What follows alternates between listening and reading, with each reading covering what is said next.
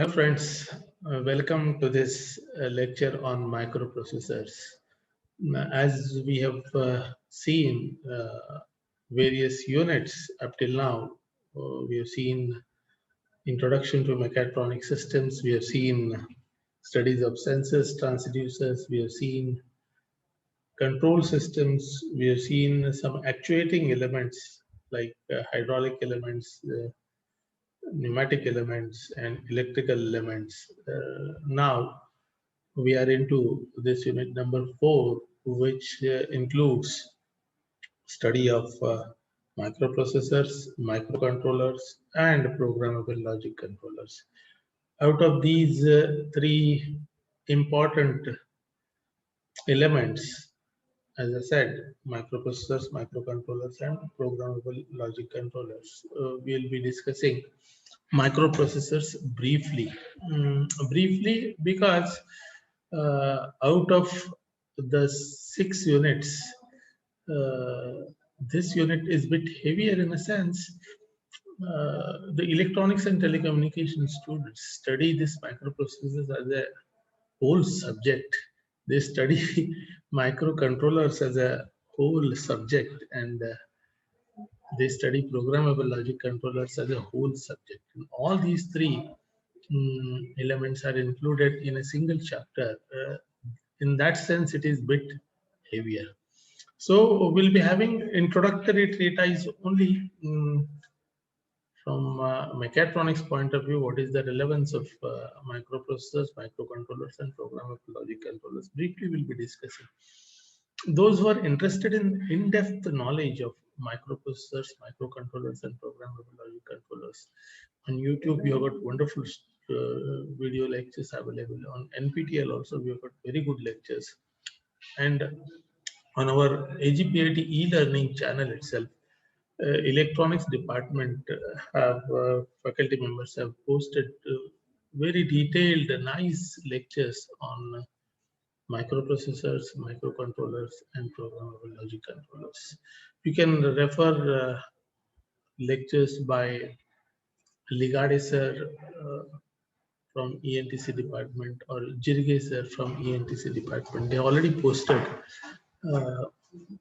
these lectures on microprocessors, microcontrollers, and programmable logic controllers. In their department e-learning details, you can find out those lectures. And as far as our curriculum is concerned, you can refer Bolton's book, that is well and good. Or there are other Indian author books as well. One book by Rajput on mechatronics. He has dealt much in details on these topics of microprocessors, microcontrollers, and programmable logic controllers. Now, I have borrowed these presentations from electronics faculty only, and I have tried to make it as simple as possible and as brief as possible. And as I said repeatedly, you can refer the lectures from electronics and telecommunication faculty for gaining more knowledge. If you want to have some projects related to microprocessors, microcontrollers, and programmable logic controllers, they have those kits, and those faculty members will be in a position to help you out much more in details, because they have these subjects dealt in details, right? So we'll proceed further. In microprocessors, we'll be studying out of various microprocessors. We'll be studying the basic one, that is 8085 microprocessor. We'll be studying briefly. Now, as you can see, right from 1971, this revolution in semiconductors took place, and with the advent of development of large-scale integrated circuits, VLSI, very large-scale integrated circuits, the processors became efficient over the period of time. So initially, number of transistors used were 1,000, and the series of the microprocessors was 4004. And thereafter, when 10,000 transistors were used in 1974, that series was 8080 and 8008. Thereafter, in 1982, we have these developments of 8085, 8086, wherein 1 lakh transistors were used on a chip. And thereafter, you had this 80 advanced processor, that 80286, we used to call it as extended technology XT, and then advanced technology 80, and then 486, and then Pentium series with 80586 microprocessors, which were using somewhere around 10 lakh uh, transistors. And then we had Pentium 2, Pentium 3, Pentium 4, right now Pentium 5 with multi-core technology. So they're using millions and millions of transistors. So this development is going on continuously. This is how these microprocessors evolved over a period of time. This we already discussed earlier in the initial chapters. A 4-bit is called as nibble, and 8-bit is a byte, 16-bit is a word, and 32-bit is a long word, right? Just refreshing. Internal structure and basic operation of a microprocessor. This is what is called as arithmetic and logic unit. We have a register section, we have control section, and a timing section. These are the basic sections or basic units of a microprocessor. And then you have the connecting buses. Address bus will be there, and the data bus will be there, and control bus will be there. And these will be interacting with various elements of microprocessor so as to give us a meaningful output. Now, to start with, we have arithmetic and logic unit, the component that performs the arithmetic and logical operations. It's called as ALU, the most important component. It is one of the most important components in microprocessor. It's typically the part of the processor that is designed first. It is able to perform the basic logical operations like AND operations and OR operations, including the addition operation. The inclusion of inverters on the inputs enables the same ALU hardware to perform the subtraction operation, adding an inverted operand, and the operations of NAND and NOR. So these logical operations also this ALU is able to do. Then we have a control unit, the circuitry that controls the flow of information through the processor and coordinates the activities of the other units within it. It's called as a control unit. In a way, it is the brain within the brain. Now, microprocessor itself is a brain. So it is a brain within a brain, as it controls what happens inside the processor, which in turn controls the rest of the personal computer when it becomes part of a computer.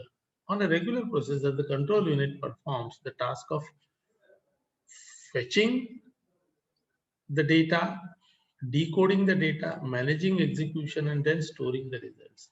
So all these are the functions of my control unit. Then we have internal structure of the control unit. So we have the clock, we have the control step counter, and then we have encoder, instruction encoder, and then status flags will be there, and condition codes will be there, and the control signals will be generated accordingly. So this is how is the internal structure of a control unit. Then we have the register sets. Memory sets, you can call them, as the register section or register array consists completely of circuitry used to temporarily store data or program codes until they are sent to the arithmetic and logic unit, or to the control section, or to the memory. Temporary storage device are registers. The number of registers are different for any particular central processing unit, CPU, and the more register and the register CPU have, the more the registers in the CPU have, will result in easier programming tasks. Registers are normally measured by the number of bits they can hold. For example, an 8-bit register or a 32-bit register, right? So these are the register sets. Then we have an accumulator, a register in which intermediate arithmetic and logic results are stored. It's called as accumulator. Example of accumulator use is summing a list of numbers. The accumulator is initially set to 0. then each number in turn is added to the value in the accumulator. Only when all the numbers have been added is the result held in the accumulator written to main memory or to another non-accumulator or CPU register. This is the function of your accumulator. Then you have a program counter.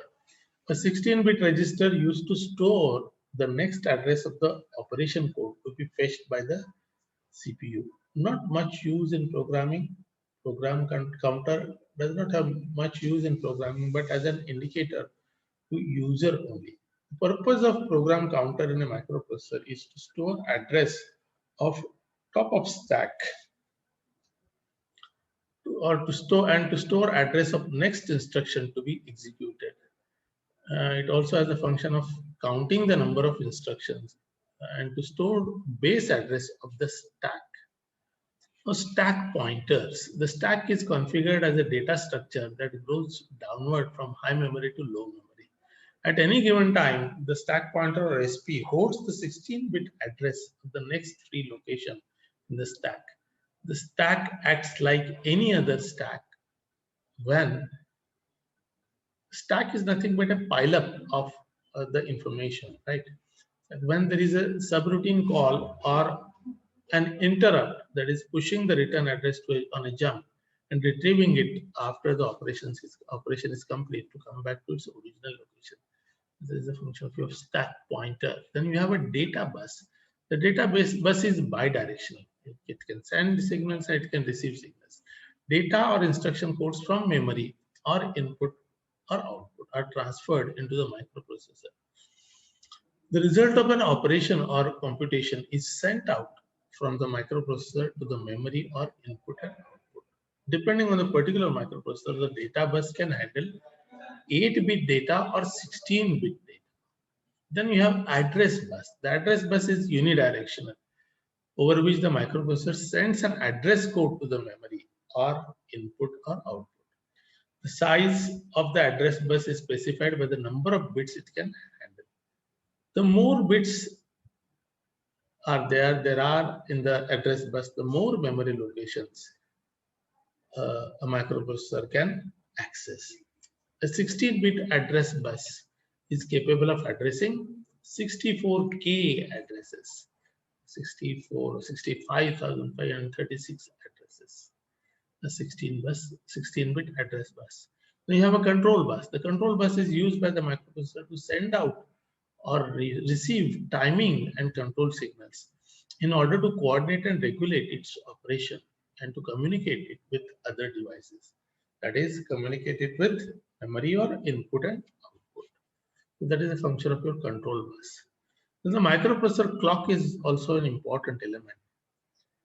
It is also called as clock rate, the speed at which a microprocessor executes instructions. That is the clock speed. So higher the clock speed, and now you must have seen in the computer specifications, you have the processor having clock frequency of 1.2 gigahertz, isn't it? 1.4 gigahertz. So 2.3 gigahertz. Higher the clock frequency, the faster is the processor and the faster is the computer. So it is the speed at which a microprocessor executes instructions. Every computer contains an internal clock that regulates the rate at which instructions are executed and synchronizes all the various computer components. The CPU requires a fixed number of clock ticks or clock cycles to execute each instruction. The faster the clock, the more instructions the CPU can execute per second. The clock speeds are expressed in megahertz or gigahertz. Some microprocessors are superscalar, which means that they can execute more than one instruction per clock cycle. Like CPUs, expansion buses also have clock speeds. Ideally, the CPU clock speed and the bus clock speed should be the same so that neither component slows down the other. So there should not be any loading effect, so to say, as such. In practice, the bus clock speed is often slower than the CPU clock speed, which creates a bottleneck. This is why new local buses such as AGP have been developed. Examples of microprocessors: Intel Intel manufactured Intel 8085 and Intel manufactured Intel 8086. Out of that, we'll be focusing on 8085. Intel 8085 is an 8-bit microprocessor introduced by Intel in 1977.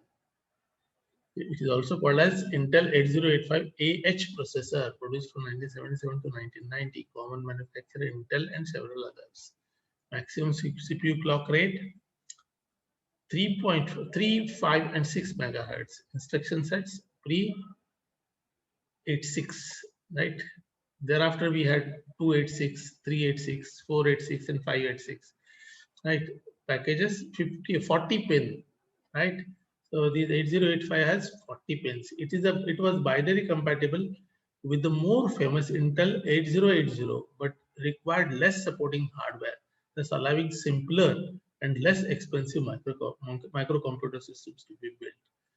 So internal architecture, this you have to remember, you have to replicate in your exams even. As I said, it will be having a few registers, as you can see, B, C, D, E, H, HL registers and stack pointers, program counters, and then you have registers, temporary registers, some flip-flops, some accumulators, and then some instruction registers as such, and then timing and control circuitry. You have address buffers, and then you have data/address buffers, right? So each pin location has specific tasks, right? Those pin details we'll see in the next slide. As I said, 40 pins. Some pins are allocated for address alone. Some pins are allocated for data and address, right? As you can see here, E1 to A6 are meant for address, is 87 to next 89. These are address and data. And likewise, each pin has a specific task to be given. Then you have instructions and then serial input output control. Now this is called as the register array.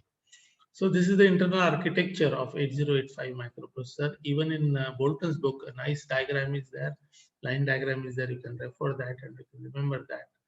What is the function of each pin? This is also called as a pin out or pin diagram. As I said, 40 pins will be there, 1 to 20 on one side and 21 to 40 on the other side. VCC is the supply voltage that is given to this processor chip. Then you have reset pins, you have address pins, 12 address plus data is 80, right? 12 to 19 address pins, and then address alone, maybe 21 to 28 address alone. Then we have reset, you have clock out, hold, and then you have traps, you have reset out, right? So each pin has a specific task to be. This also you have to remember, and you have to describe the functions of each pin. As I said, Bolton's book has got very good pin diagram that is given for 8085.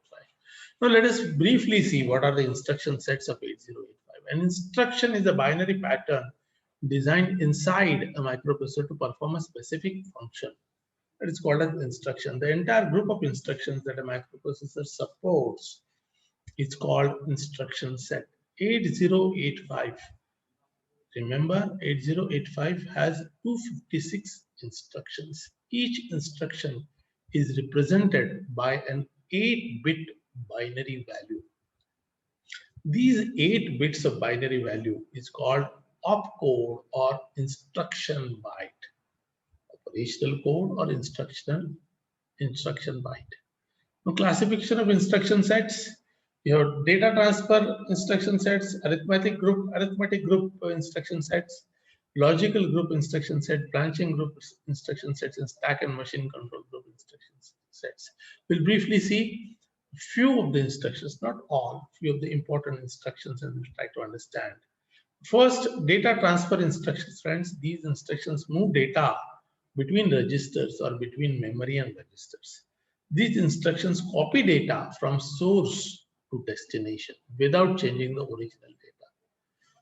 So the first data transfer instruction is MOV, that is movie. MOV is the opcode for that, and the operands will be RD, RS, M, RS, RD, and M. The instruction copies the contents of the source register into the destination register. contents of the source registers are not altered. If one of the operands is a memory location, its location is specified by the contents of HL registers. Number of byte is 1 byte. Example is move B, C or move B, M to memory locations. Either register B to register C or from register B to memory M. MVI, move immediate, right? So this is MVI, move immediate. And this is the example. You can go through these details, and then you have LDA, that is load accumulator. It's a operand is 16-bit address. The contents of memory location specified by a 16-bit address in the operand are copied to the accumulator. It is a 3-byte instruction. The contents of the source are not altered. This is very important. LDA 2000H is an example of this command or this instruction. Then LDAX, that is load accumulator indirect. Operand is B/D register pair. Load accumulator indirect by using memory pointer. Okay, the contents of the designated register pair point to a memory location. This instruction copies the contents of that memory location into the accumulator. It is 1 byte.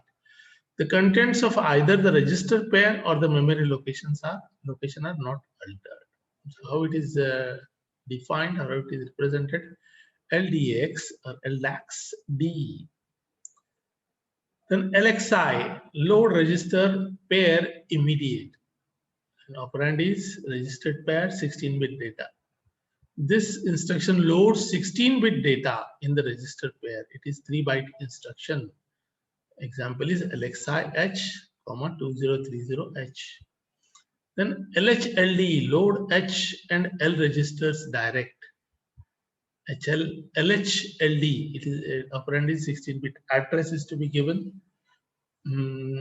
It copies the contents of next memory location into register H. It's a 3-byte instruction. So LHLD 2030H is an example. Then we have STA, store accumulator direct.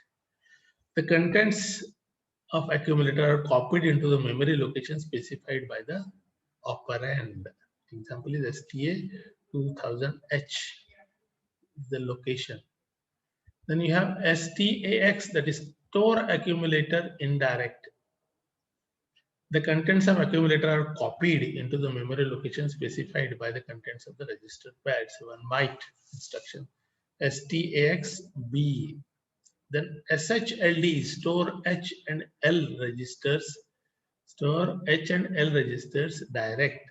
Operand is 16-bit address. The contents of register L are stored into memory location specified by the 16-bit address. The contents of register H are stored into the next memory location. 3-byte instruction. SHLD 2550H is an example.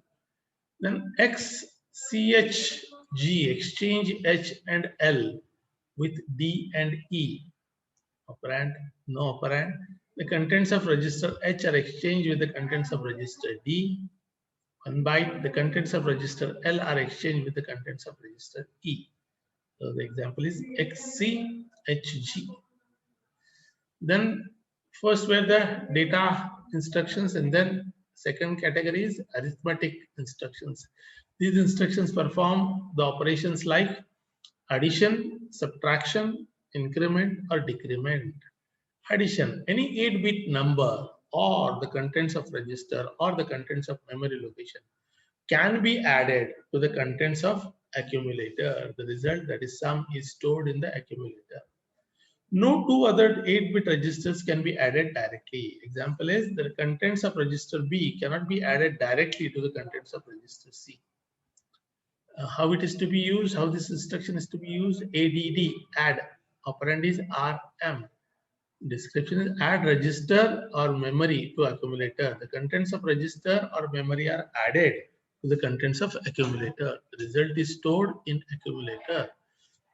1 byte. If the operand is memory location, its address is specified by H-L pair. Example, ADD or add B or add M. ADC is next instruction. Opcode is ADC. Operand is RM. Add register or memory to accumulator with carry. So that C stands for carry. The contents of register or memory and carry flag are added to the contents of accumulator. The result is stored in accumulator. If the operand is memory location, its address is specified by HL pair. All flags are modified to reflect the result of the addition. Example is ADCB or ADCM. Next instruction is ADI. Operand is an 8-bit data. It adds immediate to accumulator. The 8-bit data is added to the contents of accumulator. The result is stored in the accumulator. 2 bytes are required. All flags are modified to reflect the result of the addition. Example is ADI 45H. Then ACI is the next instruction in the arithmetic instruction sets. ACI operand is 8-bit data. Add immediate to accumulator with carry. The 8-bit data and the carry flag are added to the contents of accumulator. The result is stored in accumulator, 2 bytes. All flags are modified to reflect the result of the addition. Example is ACI 45H. Next instruction is DAD. Opcode is DAD. Operand is register pair. Add register pair to HL pair is the description. The 16-bit contents of the register pair are added to the contents of HL pair. The result is stored in HL pair. If the result is larger than 16 bits, then CY is set. No other flags are changed. Examples is DADB or DADD. Next instruction set is related to subtraction. Any 8-bit number or the contents of register or the contents of memory location can be subtracted from the contents of accumulator. The result is stored in the accumulator. Subtraction is performed in 2's complement form. If the result is negative, it is stored in 2's complement form. No 2 other 8-bit registers can be subtracted directly. Example is the instruction SUB. Subtract related opcode is SUB. Operand is R and M. Subtract register or memory from accumulator. The contents of the register or memory location are subtracted from the contents of the accumulator. The result is stored in accumulator. It consumes 1 byte.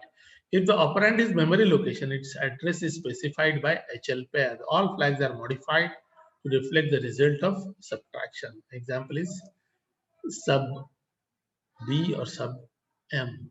SBB is the opcode. Next opcode, operand RM.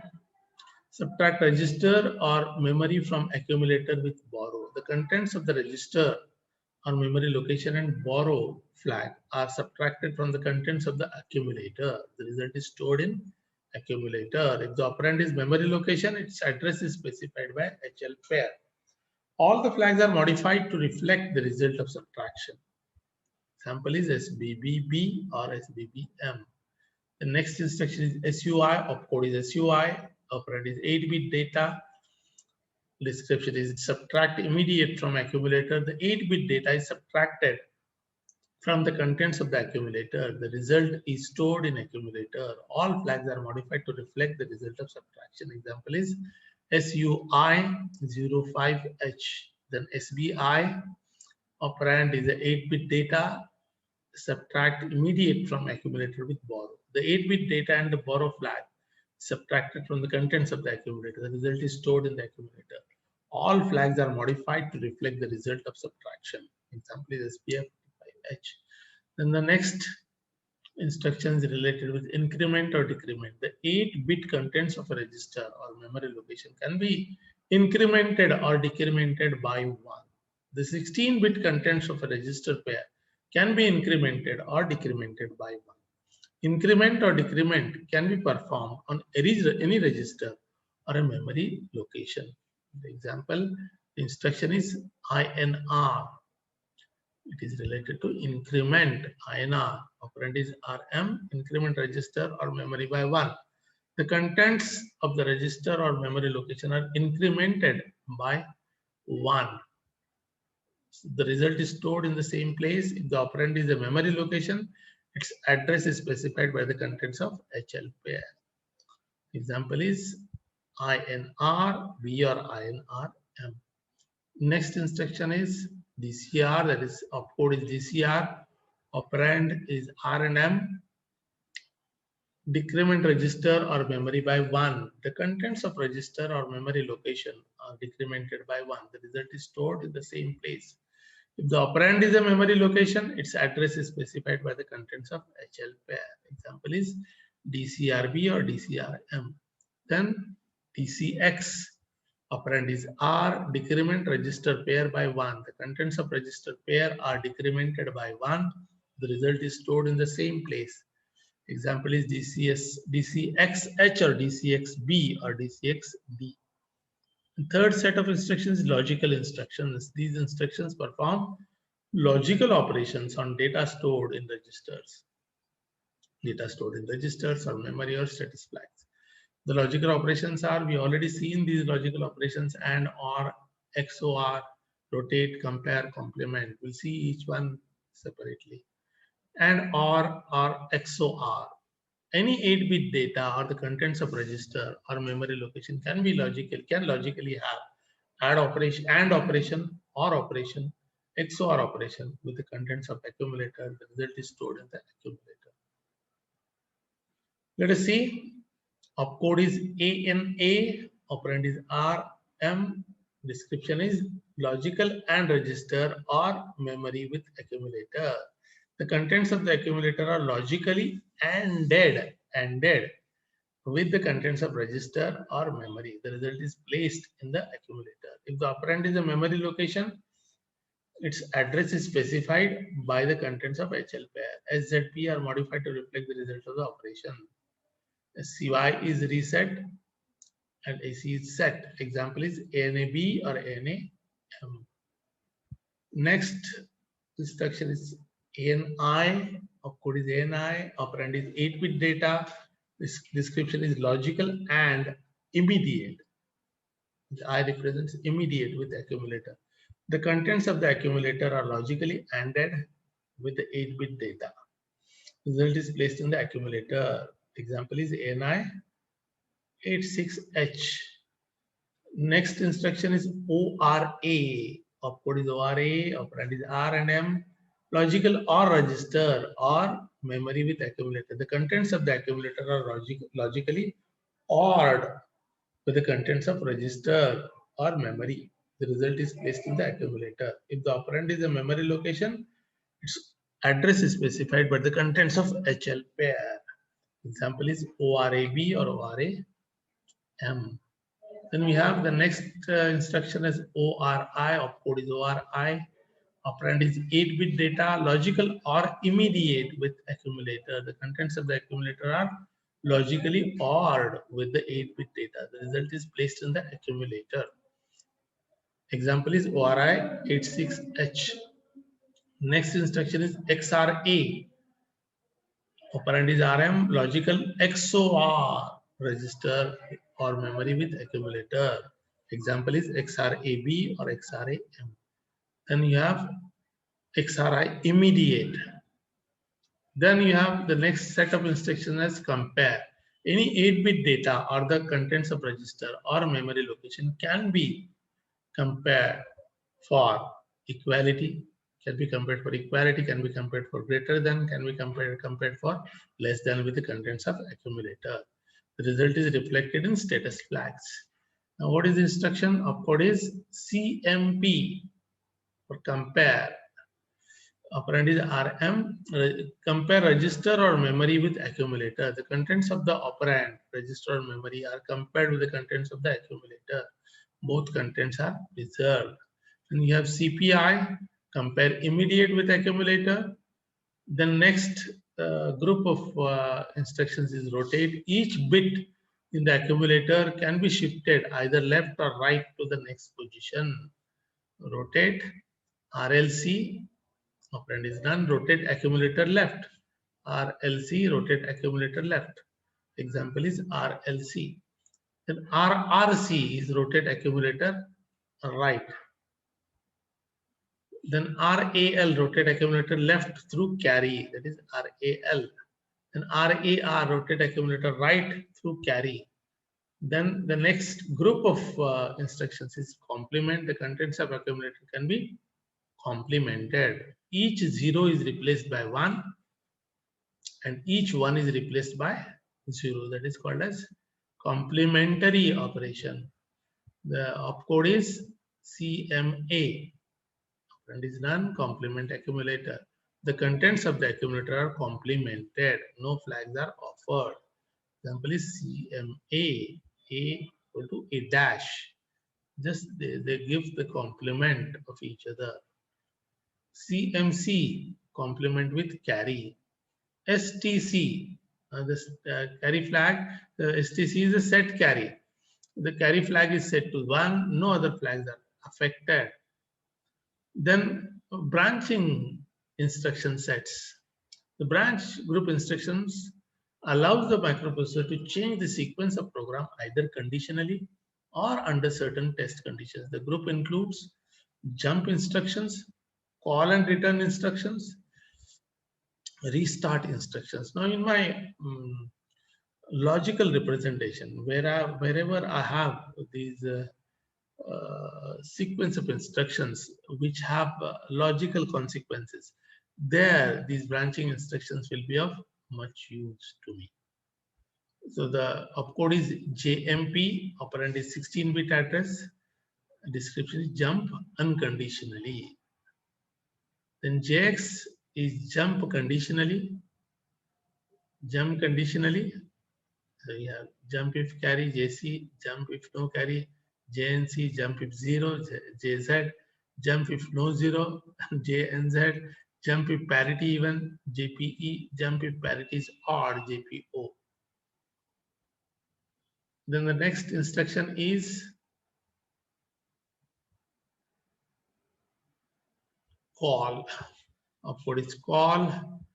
Operand is 16-bit address. Call unconditionally. The program sequence is transferred to the memory location specified by the 16-bit address given in the operand. Before the transfer, the address of the next instruction after call, the contents of the program counter, is pushed onto the stack. This is a call instruction, call conditionally. Now this is the set of opcodes we need to remember while calling with conditions. The opcode RET is used to return unconditionally. Now calling and returning, right? Giving back.